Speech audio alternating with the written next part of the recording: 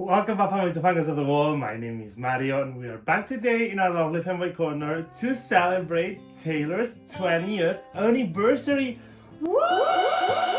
Oh my god, guys, 20 years of Taylor Allison Swift blessing us with her music. I feel like it was yesterday when I became a fan 6 years ago during Evermore, and by that time I felt like no time had passed since the hits from 1989, and now we are moving back until 2006 when she debuted with Tim McGraw on the 19th of June. Wow. Oh my god, guys, this is amazing. I'm so happy to be witnessing this, that we are 20 years into her career and she just keeps proving and proving and proving why she is who she is and how she can even have her biggest hit now. Like, that sounds crazy to me. But the reason that I'm here today, besides celebrating her 20th anniversary, it's because I want to talk about how Taylor became literally the biggest artist of the 21st century. I mean, I think we can all accept this by now. Even people who hate her need to accept that this is just the factual truth. But why this happened? Like, I feel like sometimes people talk so much about the Taylor phenomenon and the fandom and how big everything is and metrics and data and records, but people forget that there's an artist, a person, and a music behind this. And as Swifties, we truly know how this came to be, how she managed to build a legacy that you cannot undo. So my birthday present for Taylor is talking about how Taylor became Taylor and what are the reasons we love her and what are my personal emotions and attachment to her. I did this the other day with BTS, and now it's time for Taylor. So if you start to like my content, if you enjoy my company, don't forget to hit the subscribe button so that you don't miss anything that I will put out in the future, because you have a lot of Taylor content on the channel and I hope that you can enjoy those videos as much as you will enjoy this one. First of all, Taylor presented herself, regardless of the fact that she started with country, as a songwriter. Her music always felt so personal, and I feel like that was the trademark that cemented her as something that maybe was not that present by that time. This storytelling, kind of profound emotions that somehow she made relatable for us all while she was talking about her life too. And considering that she started 20 years ago, fans from the beginning have grown with her. And I feel like several people, even if they were not there from the debut, they also grew with her. Like, we are in similar periods of age as her, and those are kind of the masses and the main pillars of her. And then of course a lot of other people came that are different ages, but the fact that we grew with her, it's something that made us feel connected to her, because we learned from life just as she did, and she was able to write about it and make us feel understood and related. So that deep connection with her work itself, because she could literally be a ghost but the lyrics would still be there. So that is about the music and how she was able to capture the feelings that she felt and that we felt. And that applies to the first day until now. Like, she still is so relatable. And also touching into that, I feel like it's so important that you can feel seen and related to something an artist is putting out, because that creates an emotional connection. Even if you don't know that person, you know that she feels the same things that you can feel, that she is also a human being. That creates such an unbreakable bond, and imagine that during years and years and years, to the point where it just becomes part of yourself. Like, you cannot detach from Taylor's discography and Taylor itself. She had such an appealing way of approaching the fans through her songwriting, and of course through all of the other things that we will talk now, but I feel like the songwriting will always be the centerpiece of it all. Also, I feel like she has always been so detailed with the way she writes. She does not only talk about the concept, for example, like, I'm heartbroken.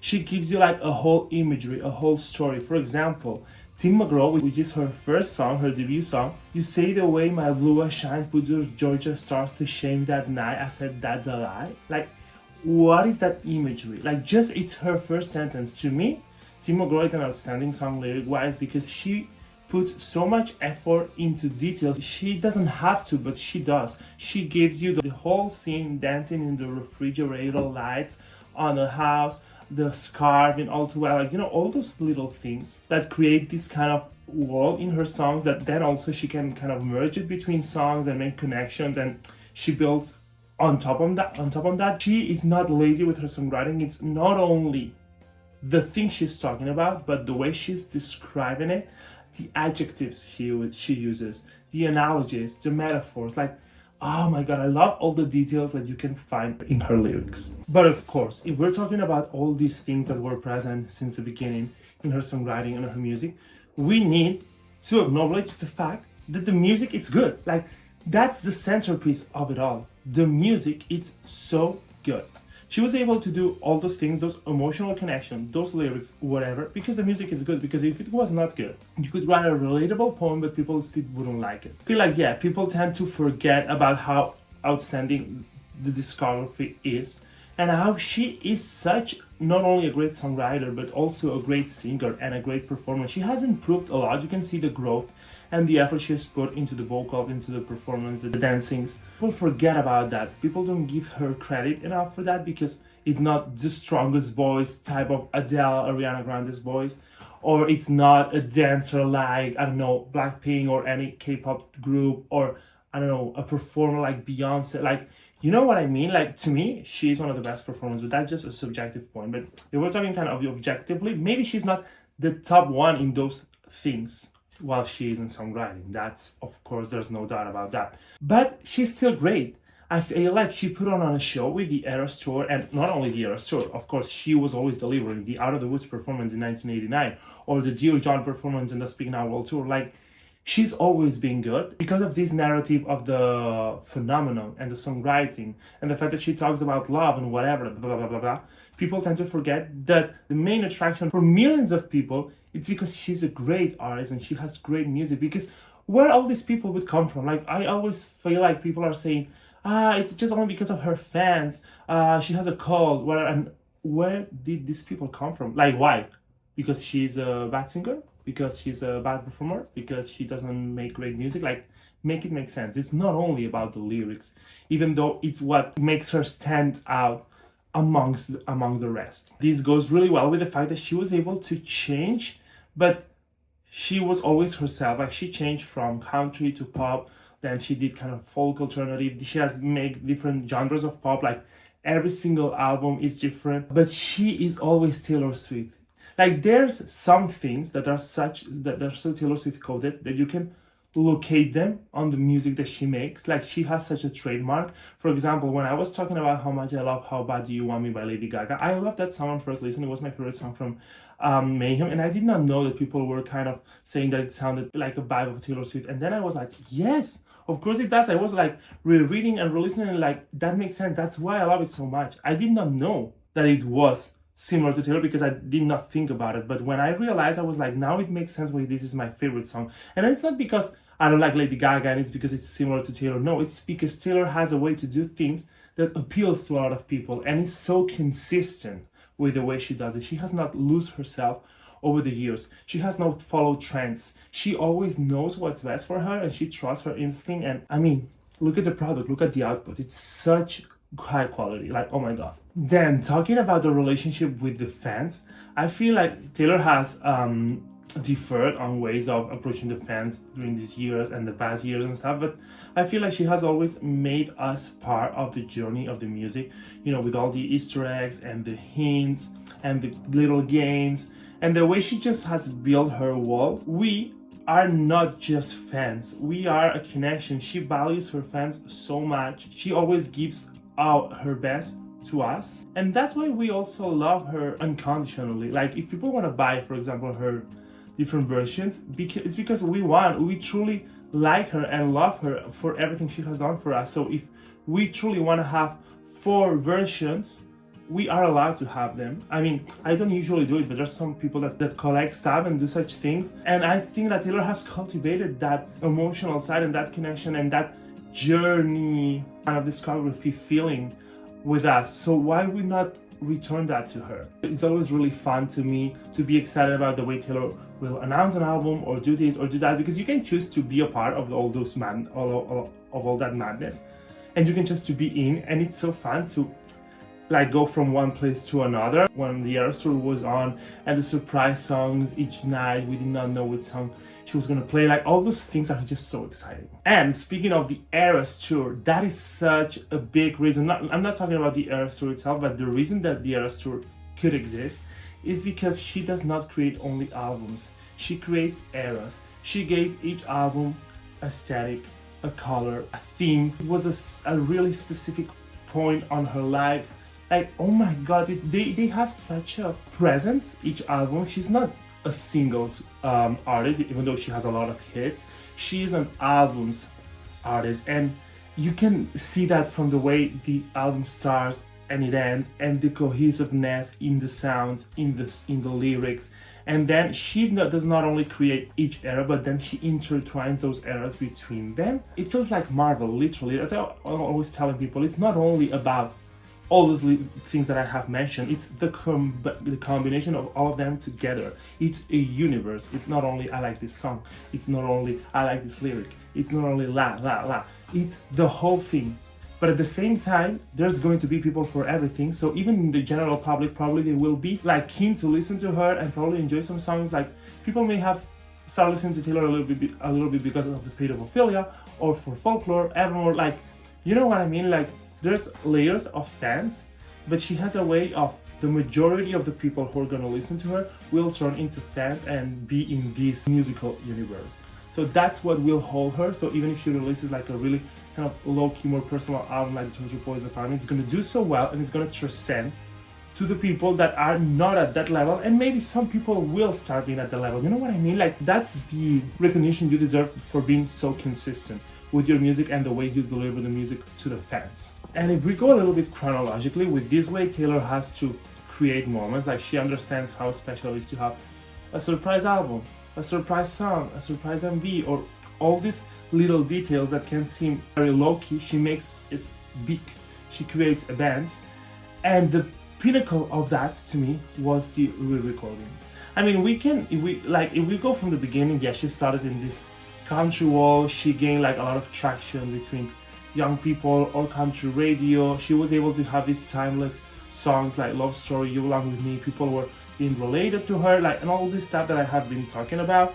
She obviously had her peaks. She made a kind of a transition with Red to another genre. It was well accepted, and then she go full on with 1989. She was able to switch, and people were like, oh my god, is this the same person? But always with this storytelling thread. Then we will talk about the era of Reputation, how she became stronger than ever. Even the flop era that people say it's Lover became such a treasure for hits, and now it's, for example, the most streamed album. And then she realized that maybe she was starting the downfall with the pop albums. She reinvented herself in the pandemic. Folklore and Evermore, people respected her so much for the songwriting. People started realizing and then diving deeper into her songwriting that it was not only about excess and love. In fact, that is maybe 50-60% of her discography. But then we get to this pinnacle of creating a moment and a thing, and probably one of the best things that has happened to Taylor, even though it was a bad thing, is that she got the master stolen, because the re-records create such a special moment. Taylor was on a peak of fame again, thanks to Folklore and Evermore. She was so well respected for a time. Of course, there's always going to be haters, but different ages, different people, like that was such an important moment for her. And then she started this moment of, you know what, I'm not gonna let you own my music. I'm gonna create Taylor's versions of the music, kind of remastered versions that you will not own, and my fans that I know are so loyal to me will follow that. She didn't ask for it. She said that she wanted to do that, and she was so grateful that we responded so well. But we did not only respond so well, the world did. Because the people that maybe were curious of Taylor because of all the hits she had of pop music and then the Folklore and Evermore moment, started to listening to these albums as new experiences, but knowing that those albums were past albums. So she was able to give attention to her whole discography as a whole once again. The whole discography of Taylor goes up on streams, gets boosted by the Eras tour, got boosted for the re-recordings. Like, now people know better. Even if you're not a deep fan, you can know like a B-side of Speak Now, for example. Red Taylor's version was a moment. All Too Well 10 was another pinnacle on her career. Like, people were kind of, wow, how a 10-minute song can be this good, top the charts, such as great songwriting. Like, that just to me prove how she knows what she's always doing, how she knows how to make events of the things she does.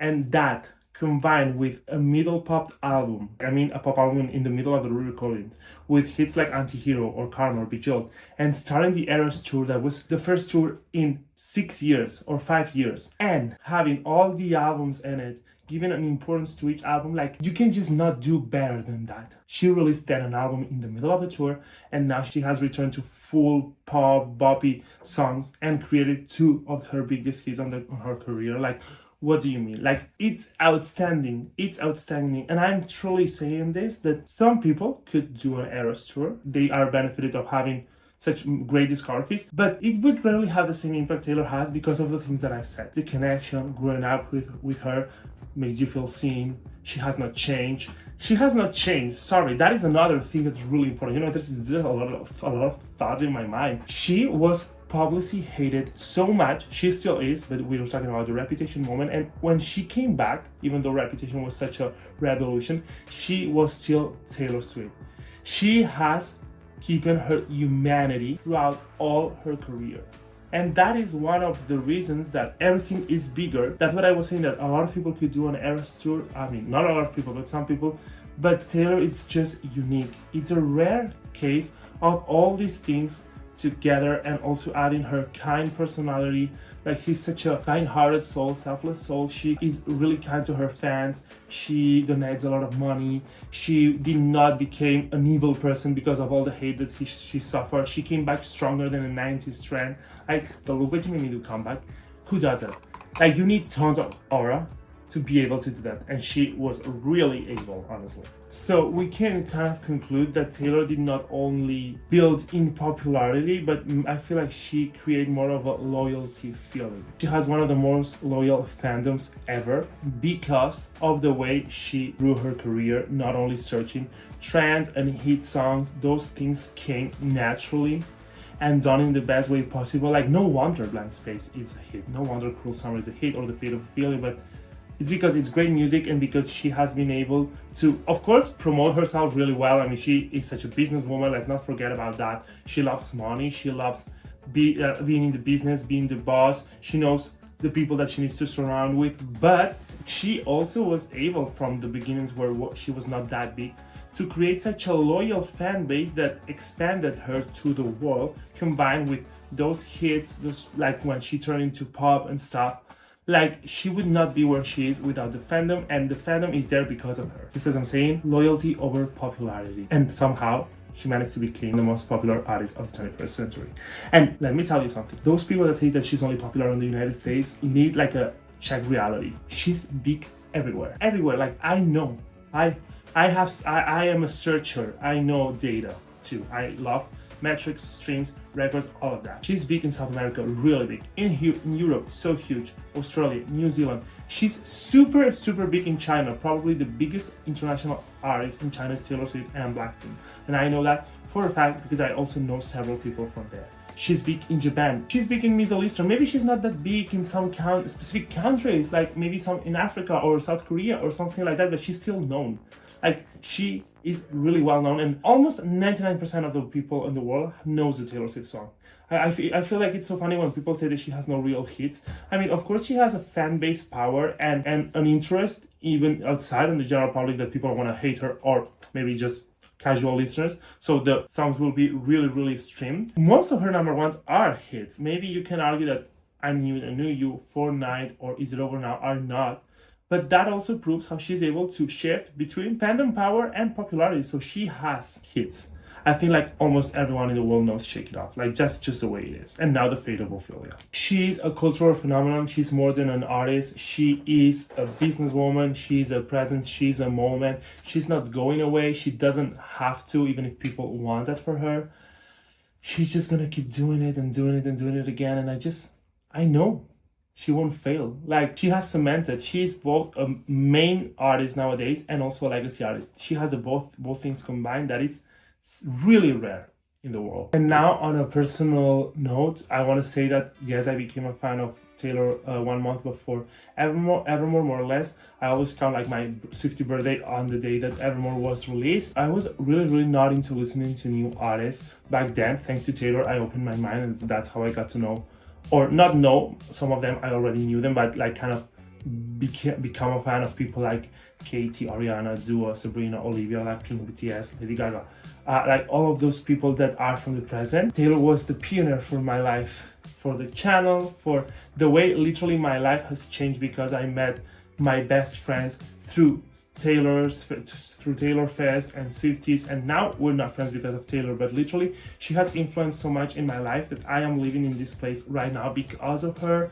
Like, it's truly outstanding how Taylor has shifted my life in the best way possible. An ex-partner that I had showed me a few Taylor songs back then, just before Evermore. Of course, we didn't know that Evermore was coming, and I was kind of slowly like listening to her or few songs, and I was like, all right, like it did not bother me. I was really thankful that I had someone to influence me, because you know it was really hard for me to get into new music. Of course, I knew some hits, but I am so personal with my taste that I did not know some songs that you would lose your mind. Like I knew Shake It Off, Blank Space, Style, I Don't Want to Live Forever, I Knew We're Trouble, We Are Never Ever Getting Back Together, 22 maybe. I don't know. I didn't know Love Story or You Belong With Me or What You Made Me Do or Me. Like I was really low-key in my world. So when Evermore came out, I was like, okay, so let's listen to this, because I know you were so excited for her and stuff. And I was like, oh my god, this is not something I would usually listen to. That's why I also have an attachment with Evermore. But I listened to the first 6 songs, and when I listened to Gold Rush, I was like, wait a minute, what is this? Like, it really drew me in. And then somehow, without even realizing, I started to listen to more albums. He gifted me Folklore. I listened to 1989 and Reputation, and by the time Fearless came out, Fearless TV, I hadn't listened to Fearless yet, so I listened to the TV for the first time, and then I listened to Red because she announced it. It became a part of me without even realizing it. I feel like she chose me more than I chose her. Like, it was a mutual decision, but her music really drew me in. I love these kind of games that I can do with her. Like, I'm such a freak person, so having all those eras, all those songs, Easter eggs, games, I love all of that. And then I got to know her better as a person, and I was really drawn to her. I feel like we are really alike in a lot of stuff. I love her so much. She gives me a lot of comfort. I love the way she talks. She's so intelligent, emotional intelligent. I started to discover the fact that lyrics mattered in music before I would only vibe to those songs. Because of her, I started to pay attention to the lyrics and what she was saying, and she truly fucked me up with some songs. And she has since then shifted my life, and I have created my journey alongside her journey. Like, we have been together for 6 years and experiencing Midnights for the first time, or Red Taylor's version for the first time, the True to Poison Prime and other recordings, the Eras Tour. Like, she has been in the happiest moments of my life. She's the artist that I listen to the most in a daily basis. She just has that quality. Like, if I rank my favorite artists in terms of music, ABBA would be number 1, Taylor would be number 2, and then if we rank them based on emotional connection and love, BTS would be number 1 and Taylor would be number 2. But she's the only one that, combining those two things, she's in the top.